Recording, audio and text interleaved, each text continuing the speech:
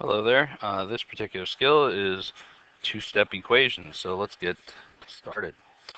So uh, this is where we bring in all the stuff we've already learned from one-step equations. All right. So we have this equation: 13 equals 2f plus 5. Now our goal is to get the variable by itself, which is why I'm going to put it down here. It's already on the right side of the equation, and that's where I'm going to leave it. So to get the variable by itself, what do we do? Well, easiest thing to do is to first subtract 5 from both sides of the equation.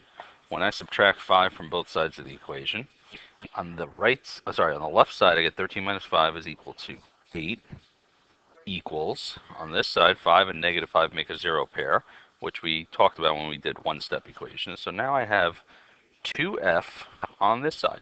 So 8 equals 2 times f. Well, how can I go from 2 times f to just 1f? The answer is divide by 2. So if I divide one side by 2, I need to divide the other side by 2. 2f divided by 2 is 1f. 8 divided by 2 is 4. And my answer is 4 equals f. Something I want you to notice very distinctly is the equal sign.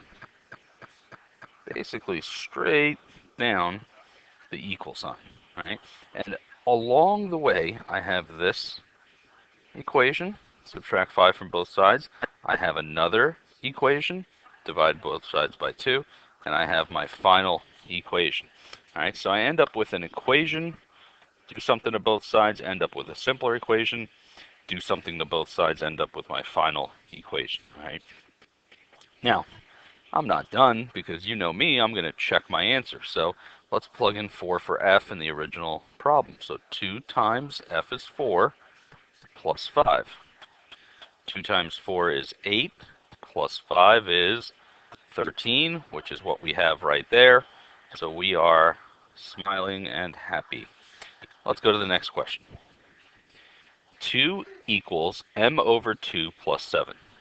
Well, once again, our goal is to get the variable by itself. So how do I go about doing that? Well, I have m over 2 minus 7, so I can get rid of that minus 7 pretty easily by adding 7 to both sides.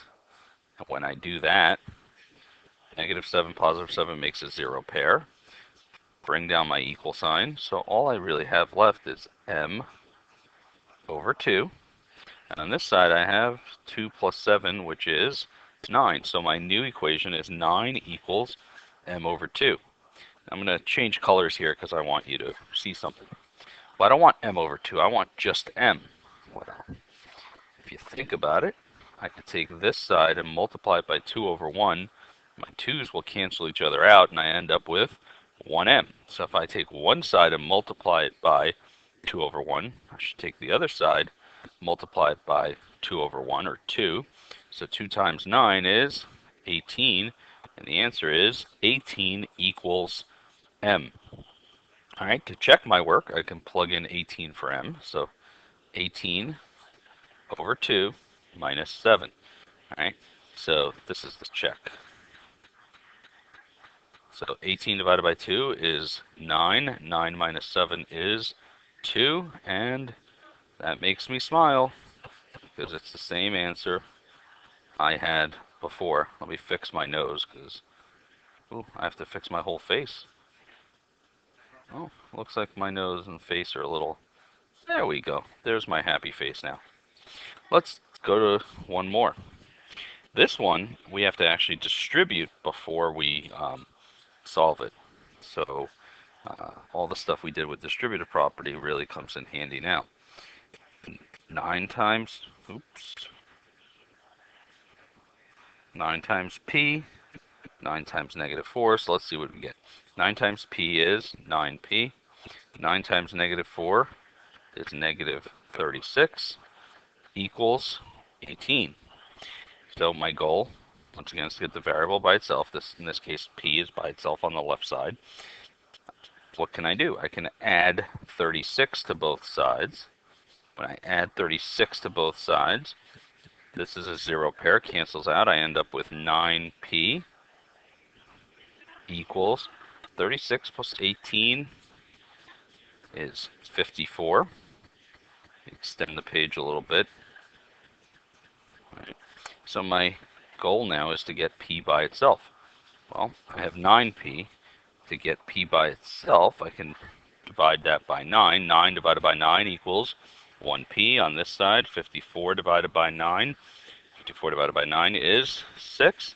And I get p equals 6.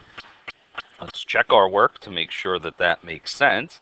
So I'm going to go to this side right here. 9, open parentheses, 6 minus 4. All right. Well, order of operations, 6 minus 4 is 2. So 9 times 2 is 18. All right. Are there any more? Yep, there's one more two-step equation problem. So what do I do to both sides of this equation? My goal is to get k by itself in the end. So I would subtract 3 from both sides. When I subtract 3 from both sides, I get k over 4 equals, the 3's cancel each other out, so 14 minus 3 is 11. Let's change a little color here.